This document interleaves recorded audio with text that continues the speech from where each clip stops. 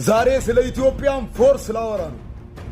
የኢትዮጵያን ፎርስ ፈርስቷን ውድ መከላከያን ሰራዊት፣ ሁለተኛ ፌደራል የተማረ ስማርት፣ ሶስተኛ ውድ የኢትዮጵያን ፖሊስ፣ አራተኛ የኢትዮጵያን ሚሊሻ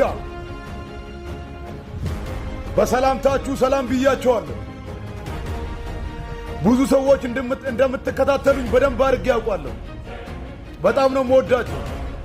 ዛሬ ግን ለእናንተ አንድ መልእክት አለኝ። እናንተ ከፓርቲ በላይ ናችሁ። እናንተ ራሳችሁን የቻላችሁ ለሕዝባችሁ የቆማችሁ ሰዎች ናችሁ። ፕሊዝ ፕሊዝ ሕዝባችሁን ጠብቁ። በፓርቲ የሚመራ ፖሊስ፣ በፓርቲ የሚመራ መከላከያ፣ በፓርቲ የሚመራ ፌደራል ፖሊስ